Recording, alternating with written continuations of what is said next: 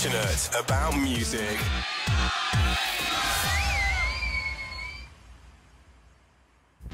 I've not heard this in ages. I love it. Silver Lake, Wide Open Space on Gaydar. And they'll be here. And we've been joined by our special guest, Matt Miller from the Fat Fighters on Channel 4 is here. Hello, Matt. Matt the Pillar.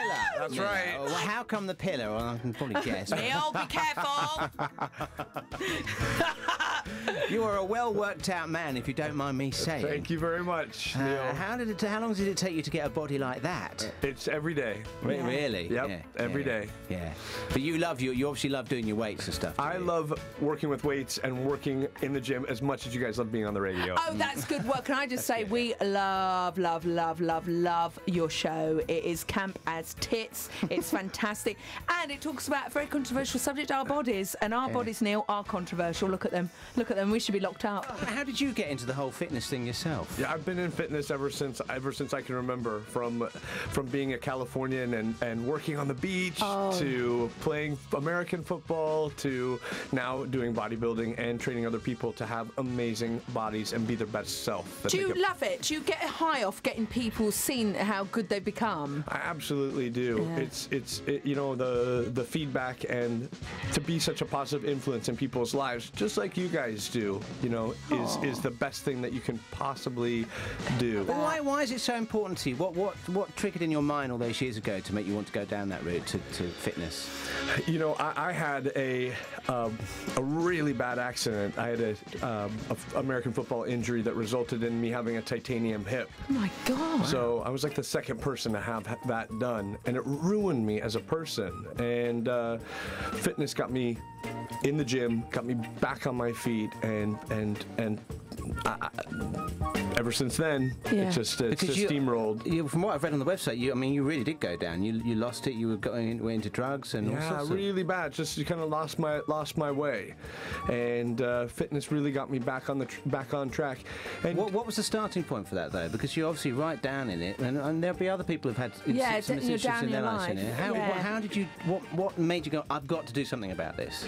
It's that one day where you look in the mirror and you say, "Wow, this is not who I want to be." And it snaps. And you'll see on the show that I work with someone with a crystal meth recovery process, and fitness is hands down, he'll tell you, the one thing that got him back out of it, and that's a major problem in the gay community right now. So it is. We must talk about body image, because we've just done a survey, haven't we, on our website? We had this thing this week on the news that I think there was some study done by UW Bristol and also the YMCA, Central YMCA. 48% of gay men would sacrifice a year or more of their lives in order to have a perfect body. It's that gay body image of having this amazing ripped body. It's exactly the same thing for women looking at a Vogue magazine and seeing some supermodel with a size 0 body. Yes, you do want to be your best self. But there's a lot of pressure. But is that a lot of pressure? That's a lot of pressure. Thing, exactly. Yeah. And I think what people have to remember is be your best self. Yeah. You don't need to fit into any one ideal, but you do need to strive to be your best self and figure out what that is for you. What is the premise of the Fat Fighters? The Fat Fighters is a whole new way of looking at fitness. You've got these crazy, outlandish characters that are taking the fitness world and turning it upside down and putting a fun spin onto it that you can't help but be energized by. Absolutely. It's really good fun, and you really do take an exercise and completely turn it on its head, don't you? And we're also kind of taking the piss out of ourselves a bit too.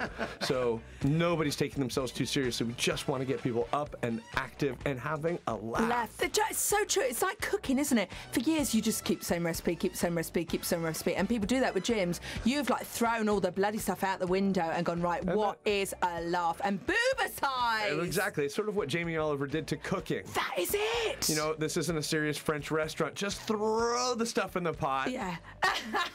A glug of this, a glug of that. What would you say are the key things to get you motivated?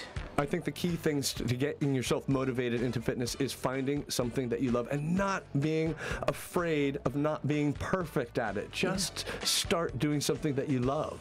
And you saying before as well, but because you assume that you're going to get fit, you're going to have to join a gym, but is that not necessarily the case? It's not necessarily the case. I think just for a starter, people give up on themselves. So you have to really just take the first step of saying, I don't give up on myself. Yeah. I can do something. I will start to do something, whether that's a walk with your dog.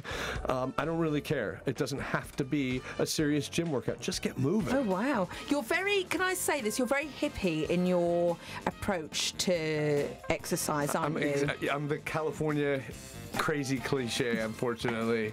Why is it so important to have your mind in the right place when you're trying to get fit?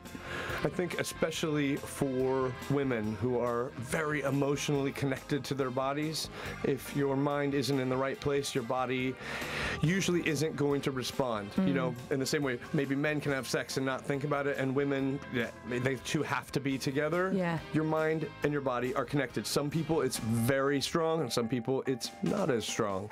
But I find that you're in your best possible place if your mind is backing what your body wants to do. Happy people are better physically. Yeah. I think I said to you on the phone the other day when we spoke about the Romans saying a healthy mind is a healthy body. How do you get yourself, because presumably when you have a client come in, how do you assess, how do you go about saying, right, because it's all about them, isn't it? Yeah, I'm intuitive about this stuff. Right. So just like I've made sort of assumptions about both of you two God already. help us! God help So hang on, us! so what have you got us down I knew that. I knew that. I knew you'd ask that. Ready? Neil, you're in a relationship and you've been for a long time and you're very happy and don't give a darn about anything else. Right. You've got it just together. Okay. And Debbie, you are 100% not utilizing your full potential. You could be so much better than you are. I hear you, sister. I really do. I think for amount of energy you've got wrapped up in a ball, you could be anything you wanted to be physically, and I mean you're amazing at what you do work-wise. But I think you could have any body that you wanted and be anybody that you wanted to be. Angelina Jolie, please. You could do it. You could do it. Wow, well that's told us, isn't it? Very interesting. It is really interesting because you're part psychologist then. Yeah, You have to be. Yeah. You have to be. Yeah. And I love doing that. I think the best thing I can do is take somebody who's a little bit broken and fix them. And a lot of times people come to me that are overweight or thin saying, I want to lose weight or I want to be bigger. But what they end up walking away with is a whole new person. Passionate about music.